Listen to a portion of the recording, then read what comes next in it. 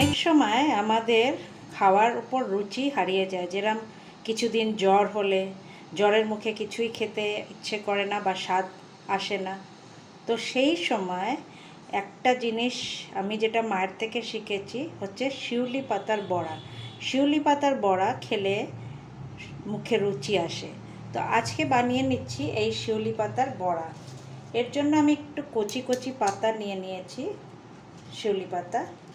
এবার ভালো করে ধুয়ে নেবেন, কেন কি এর মধ্যে অনেক সময় যে পোকা থাকে, পোকামাকড়, সেটা যাতে না আসে সেজন্য খুব ভালো করে ধুয়ে নেবেন। তারপর এটাকে আমি মিহি কুচিয়ে নেব। এইভাবে আমি কুচিয়ে নিচ্ছি শিউলি পাতা।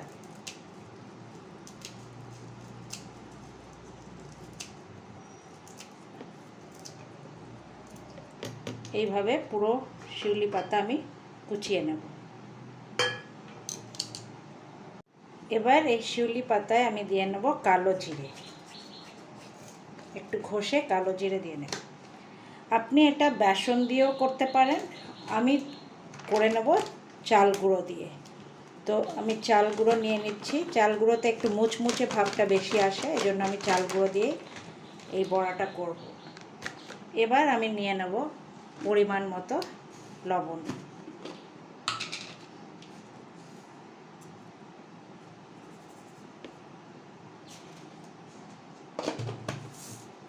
এবার ভালো করে এটা মিক্স করে নেব।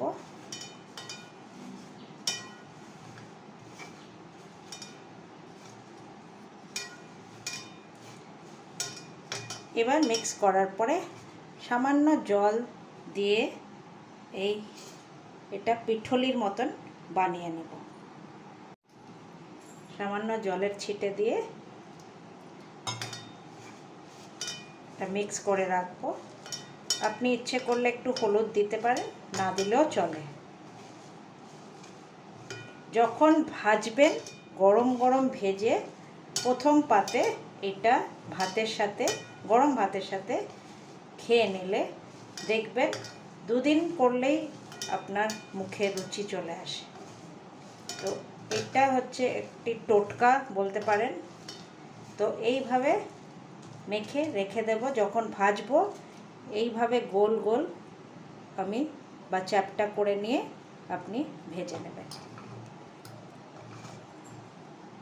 শিউলি পাতার বড়া গোল গোল করে আমি তেলে দিয়ে দিয়েছি ভাজার জন্য। গরম ভাতে এই শিউলি পাতার বড়া দিয়ে খেলে মুখে রুচি আসে। তো by friends, and stay tuned.